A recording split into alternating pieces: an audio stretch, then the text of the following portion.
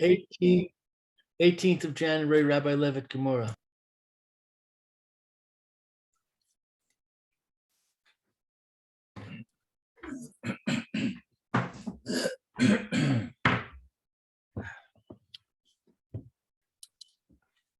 Okay.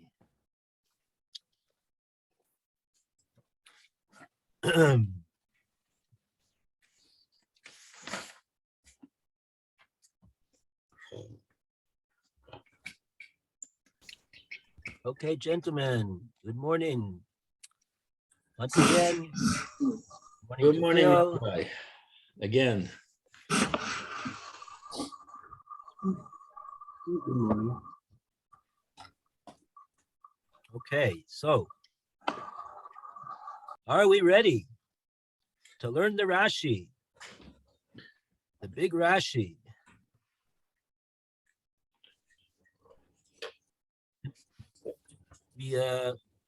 This is where we got up to over here. So Rashi is going to explain us what is this Ksubis Benin Dikrin? What does it provide for? What does it do? And how does it work out over here in explaining the Tosefta?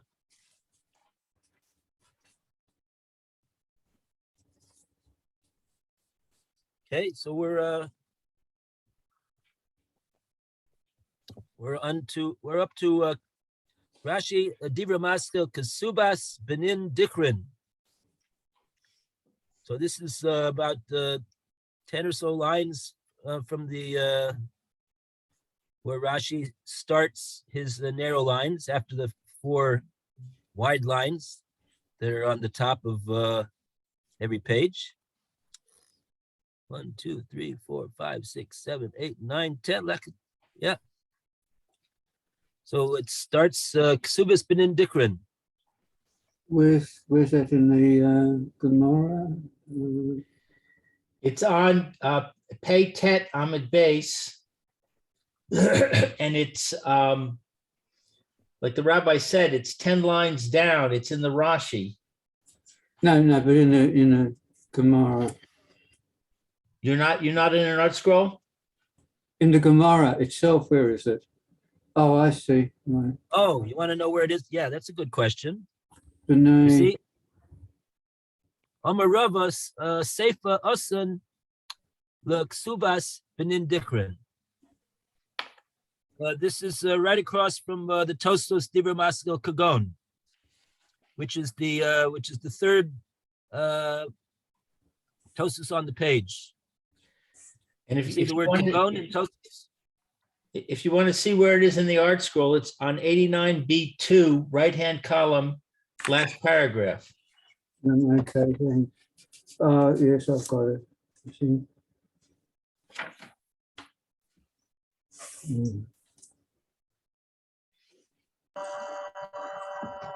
Okay. You ready?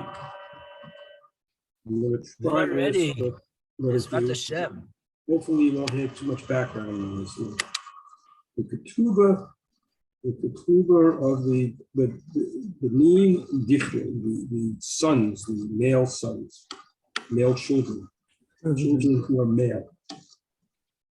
The terech nara shenifta, in the terech about the nara who was seduced in ketubah dalit, ketubah nun base on the base. But Benin Dichren, these male children, the Have Leka Menai. What's Dichren? Dichren means children? Male. Benin is children. Benin is like children. Could be boys or girls. But Dichren makes the dollar becomes a Zion. So it makes it Zachar. So that's why it's male children. Thank you. Okay, so this B'nai Dichrin are the male children. The Have Leka Minei. This is all tough aromatic, but there isn't on it. Benin Dikrin, the male children.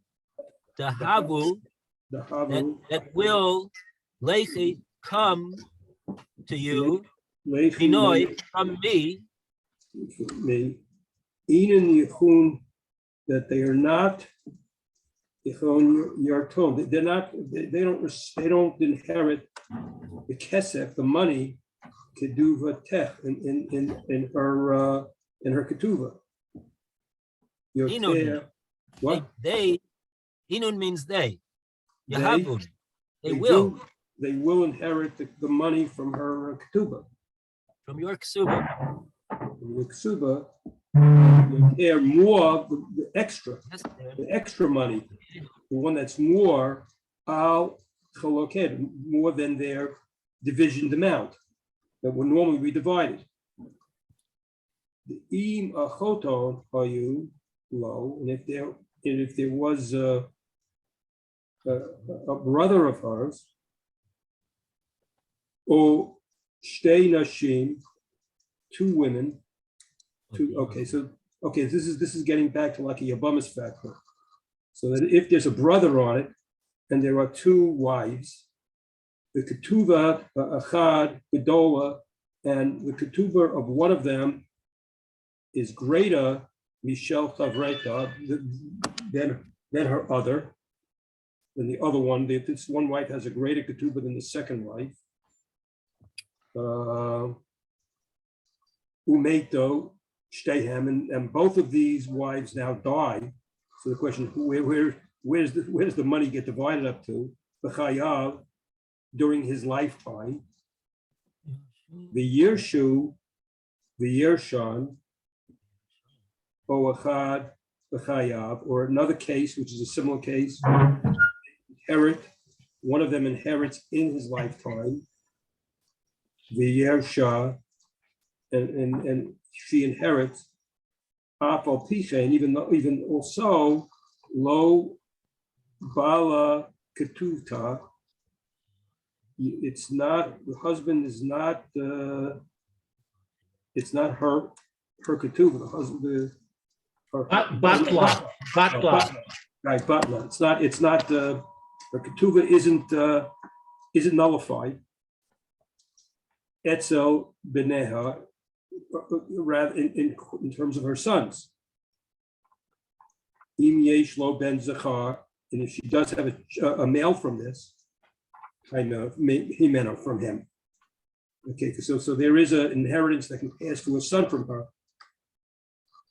Ukeshabaim lechaloch, when they come to divide it up, banim, their sons, the nichsav of her properties, acher achar moto, after his death, notlu, they take elu ketuba, this ketubat aman, this ketubat aman. I don't know what a ketubat aman would be. Iman, their mother. Of their mother, iman. Okay, their mother, ketubat of her mother. The elu, the ketubat iman, and these of the ketubat her mothers, the hashar and the remaining chokim b'shaveh, the rest of it they divide equally. The ein yichol, and they're not able to b'nei of the children hakami that exist. Lomar, to say, Adam nitel ketuvat imanu. We're going to take a ketuvat of our mother. Shehi kabbalat chov. She is like someone who has a chov to pay off her the husband first. Batem al titlo, and you shouldn't take it. Don't take it. She'ain imachem, if it's not to your mother, a ketuva anymore. Shehari bala yushe, because already the husband inherited her, so there's no ketuva to give anymore. We'll stop here and explain before we go on. Keep going. Okay, so very good. Let's go over this again. It needs going over again. Rashi's saying a lot of things over here. So Rashi brings that this is brought in the Gemora over there in Ksubis, And now what Rashi's going to tell us now is the actual text of a standard clause in the ksuba for benin dichrin, for the male children. What is the exact translation of this? In other words, a ksuba, if you read the words of a ksuba is the husband talking to the wife. So when he says I, he's talking about himself. When he says you, he's talking about the wife. So let's read it like this. Benin dichrin, the male children, the havu lichi minoi, that are born to you, that are to you, in other words, minoi, from me. Einon means they, Yahavun, they will, Yartun, they will inherit kesef, the money, ksuba seich, of your ksuba, yeser al hukehon de am achuon, de im achuon. They will inherit. They will inherit the monies of your ksuba in addition to. Yes, sir, over here means in addition to the al chukehon, their share that they have im achuon, if with their other brothers, right?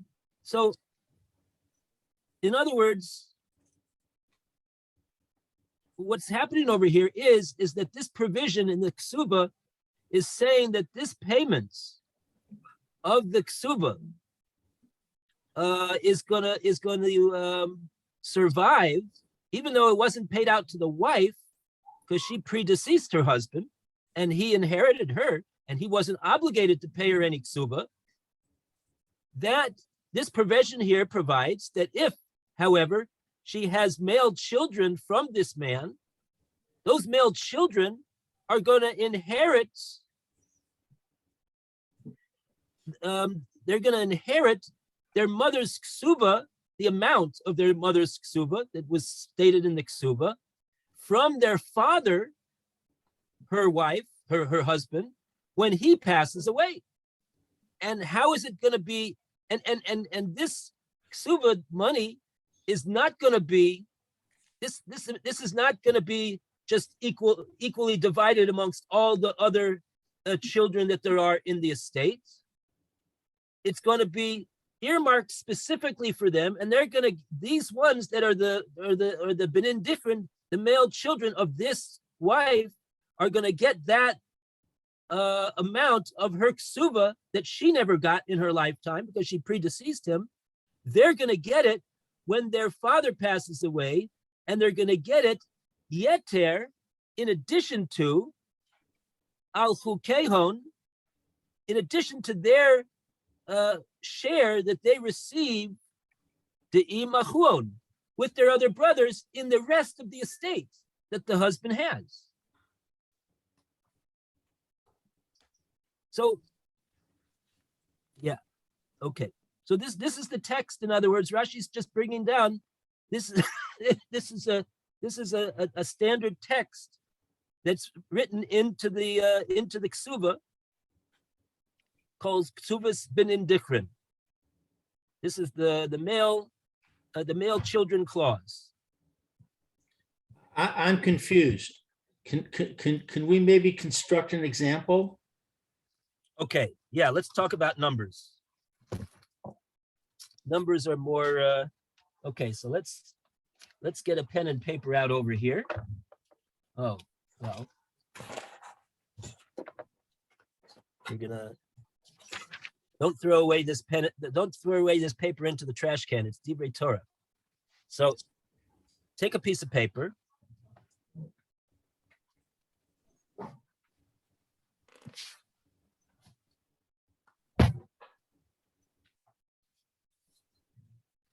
Okay. Now the thing is like this. let's take an example like this. Let's take an example. You got a husband and he's got two wives.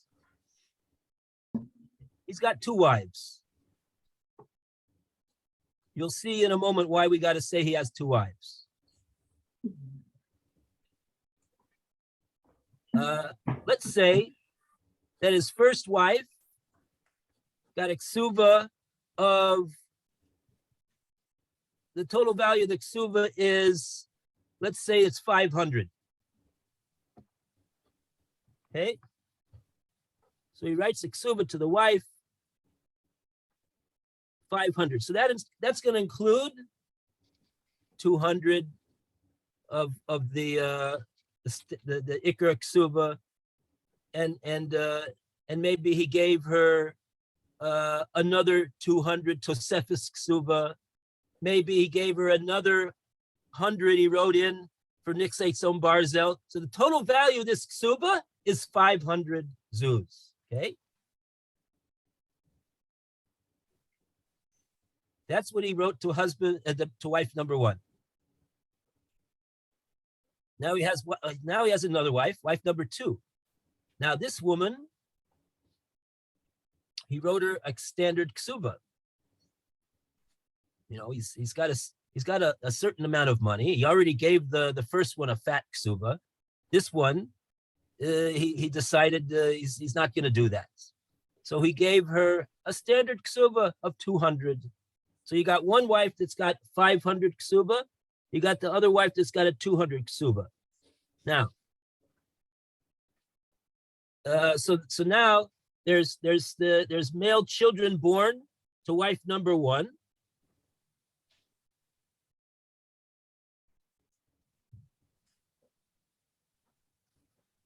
And there's male children born to wife number two. Baruch Hashem, mazel tov, mazel tov. Tiske l'gadol et Torah chuppah masim tovim. Amen v'amen. Amen. Now, let's say, of course, now if the husband divorces either one of them, or passes away before either one of them, then what happens? So then the husband has to pay a ksuba to the wife. So he pays the 500 to that wife, he pays the 200 to that wife. If that's what happened. He divorced both of them or he died. But now let's say that didn't happen. And that's what our case is talking about with the benedictrin. The wife did not get any ksuba. Let's say that both of these wives passed away in the lifetime of this husband. Nebuch. So neither of the wives got a ksuba. The husband inherited them, in fact. Both of them. And he did not have to pay any ksuba. Now, this is where this clause kicks in.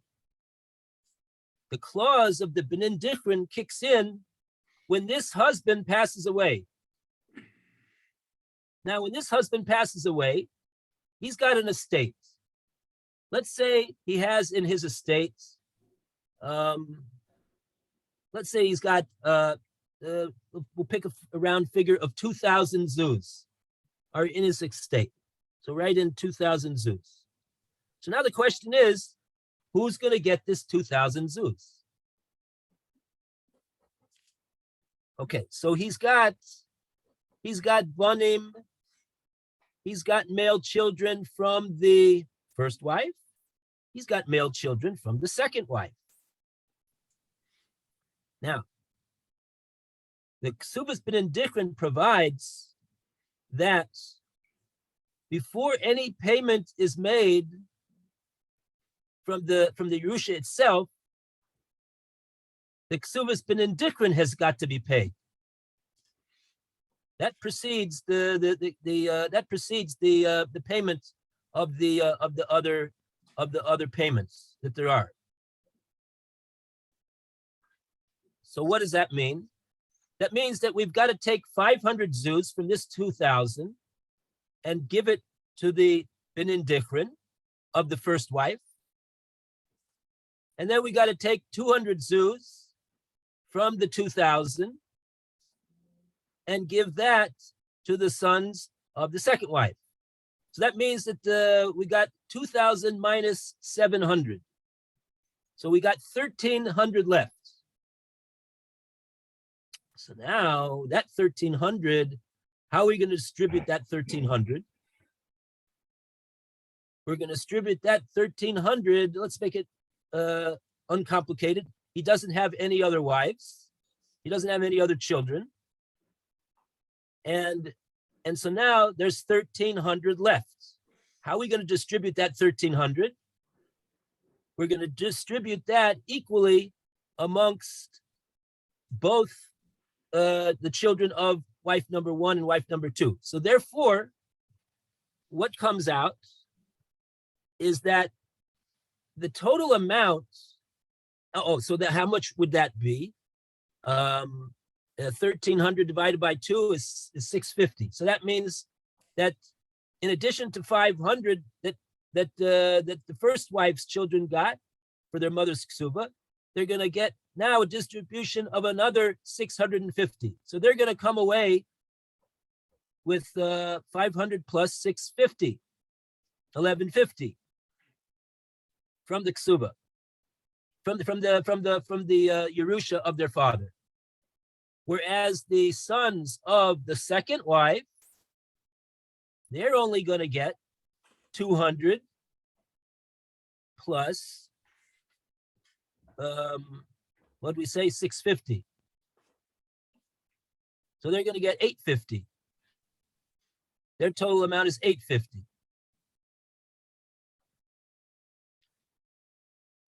So that's what Rashi means over here, that he says that they're going to get the husband is saying, you're going to get, your children will get, they'll inherit your ksuva, yeser, in addition to al hukon, in addition to their equal chelik that they will divide together with the other sons that there are. So in other words, as far as the ksuva's binin dikrin goes, the first group of sons, they got 500 to split between themselves, whereas the other ones only got 200 to distribute between themselves, according to the size of their mother's ksuva.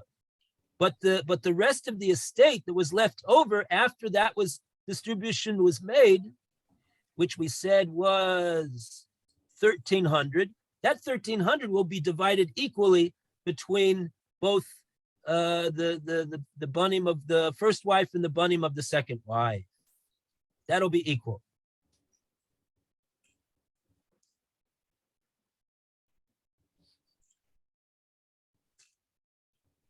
Thank you. That helps a lot. Okay. That's a simple case. Okay, so now, so in other words, at the point that the Rashi said that the im achuon, that was the text of the ksuvas binin dikrin. Now Rashi goes on to tell us what the case is that this clause will be relevant to. He gives two different cases. Hayulo shtei nashim. He had two wives. Uksubas ha'achas gedola mishel chaberta. And one wife's ksuba was bigger than the other wife's ksuba was. That's like we have in our case. One got 500 and the other got only 200. And the both of them passed away in the lifetime of the husband. Chayav, his life, meaning the life of the husband. V'yarshan, and the husband accordingly inherited the estate of both of his wives. Or alternatively, achas b'chayav, or one of the wives passed away, in the lifetime of the husband, the Yarsha, and he inherited that wife's estate. So Rashi's saying either one of these cases will be relevant to the application of Ksuvas Benin Dikrin.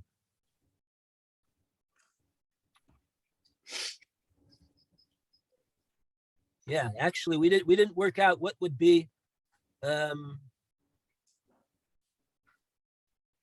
right.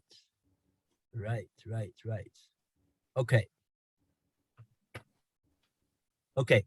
Now says as Rashi, Afal Pikaim. Yeah, that notricon is Afal Pikaim. Even so, nevertheless, Loi Botla Ksuvasa Eitzel Boneha Im Yeshlo Ben Zacha Imenu. Nevertheless, even though the wife or wives passed away in the lifetime of the husband, and the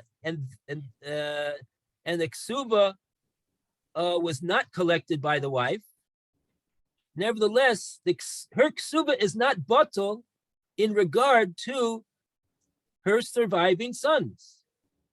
Im yeshlo zacha himenu, if she has surviving male children.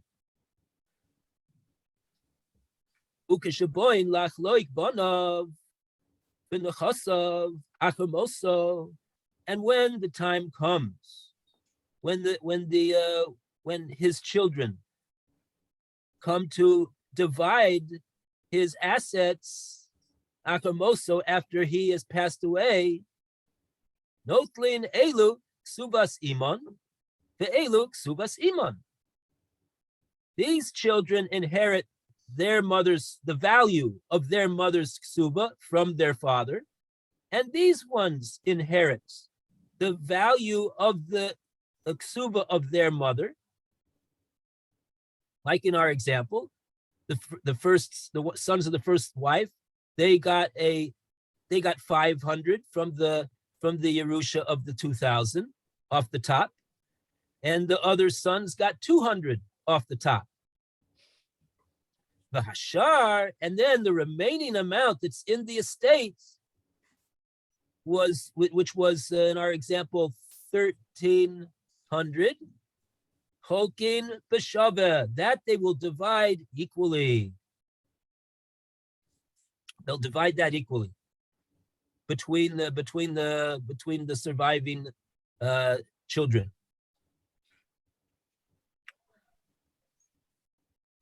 Right. Okay. But that's where you clarified that equally means equally between the two wives, not equally between the children. In other words, if there's 5 sons from one wife and 8 sons from another wife, you're not dividing it by 13 and giving 1/13 to each son. You're dividing it by 2, and then you're giving an equal amount to each of the 5 and an equal amount to each of the 8. I actually think I think that it's not so. I think it is divided equally.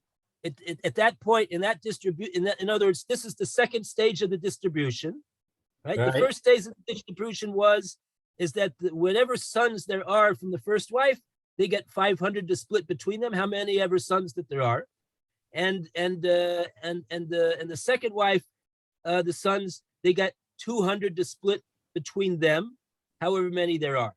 Now, in the second stage of distribution, we're talking about the 1,300 that's remaining in the Yerusha, and that is divided equally, meaning not just equally, but that the sons of wife number 1 get half, and the sons of wife number 2 get half. No, this gets distributed exactly equally. In other words, let's say that there are 3 sons from wife number 1, and there's 10 sons from wife number 2. So the 10 sons of wife number 2 in the stage 1, they didn't do so well. They got to divide 200 between 10 of them. And the 3 sons of wife number 1, they get to divide 500 between the 3 of them. But in the second stage, all of them are equal. Why? because the reason that they're inheriting now has nothing to do with their mother. The reason that they're inheriting now is because they are the sons of this man, all of them. And so therefore, if there are 13 of them now, and there's 1,300 left, each one of them is going to get 100. They're not inheriting because of their mother in the second stage. They're inheriting because they're a son of this father. All of them are sons of this father. Right.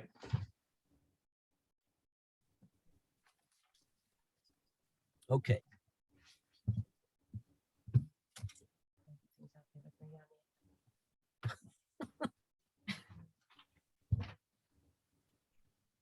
Okay.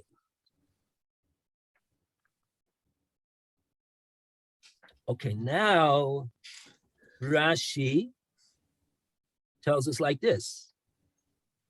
Ein yecholin b'nei hakayemes loima anu nitol ksubas imenu shehi kabbalas chol.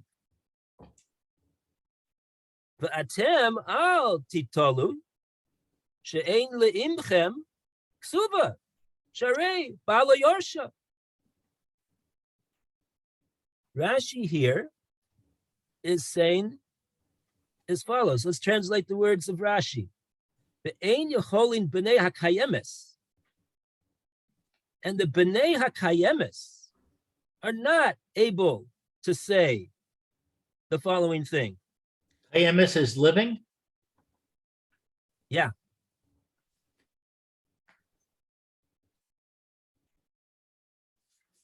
Now, what are they not able to say? So this is the second case where there's only one wife passed away. One wife passed away in the lifetime of the husband, and the other one did not pass away in the lifetime of the husband. So now the husband has passed away and one wife is still living. That I think is, I don't think that's the case. Oh, Because if she would still be living, so then, in other words, who got her ksuba if she's still alive? She does. She got the ksuba. right. The whole case of benin different is, even in the case where the ksuba was batul, meaning that there was no distribution to the wife because she predeceased her husband. Nevertheless, there's a clause in that ksuba that provides for the children of this man to inherit their father's ksuba when their father passes away after their mother passed away. But Right. in the case of a woman, if wife number 2 is still alive when the husband passes away, so who gets her ksuba?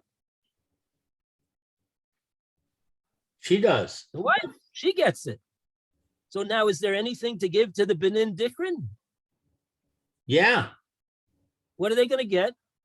Okay, so if we say the wife number 1 is still alive, so wife number 1 gets 500, and the B'nai Dikrin of wife number 2 get 200 to split between them, and then there's 1,300 left.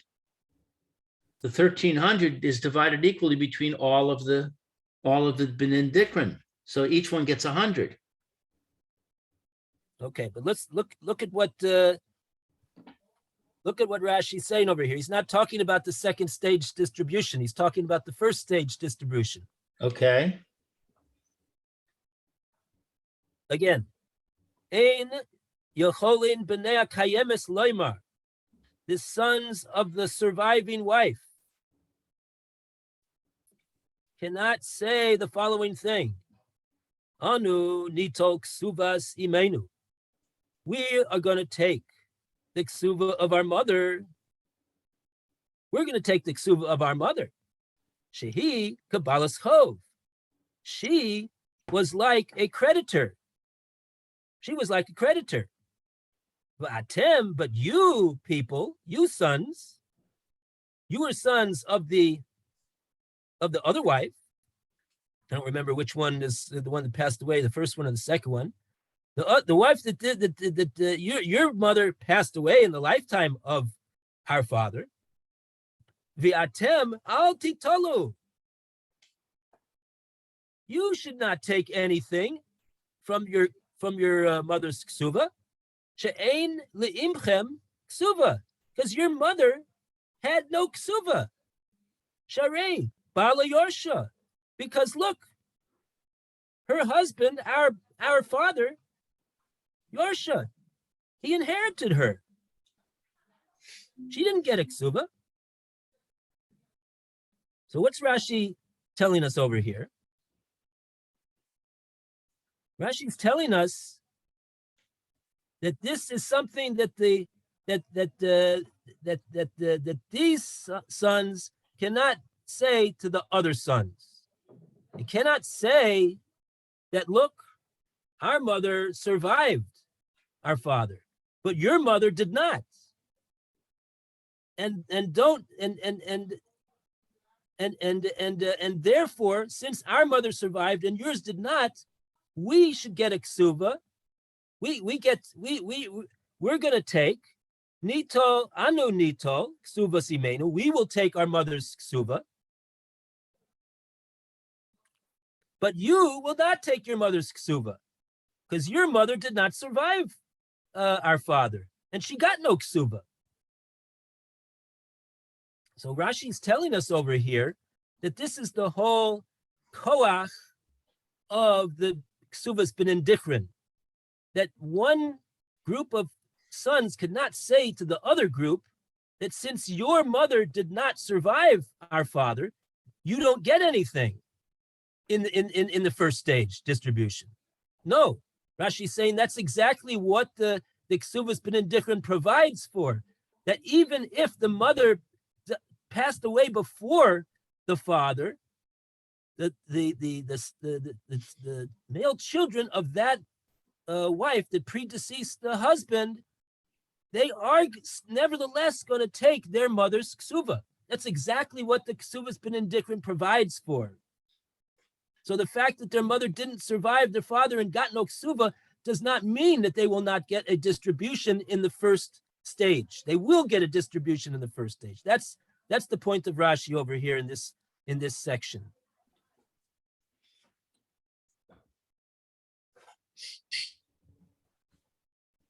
I think our time is up. Okay. Well, all right. It's Very very, good. very helpful, Rabbi. I'm understanding much better now than I was before. Good. Baruch Hashem. Baruch Hashem. I'm very glad to hear about that. Thank you for telling me. Lou, anything about later today? What? Anything about later today? I have a roofer coming because I have a leak. Uh-huh. So I don't know what my schedule is going to be like. I'm not reliable. Don't rely on me today. Okay. Hey, bye, Phil. Have a great Bye-bye. day. Bye, Alan. Bye. Bye, Lou. Thank you, Bye, Rabbi. Roy. All the best. Bye-bye. Bye-bye.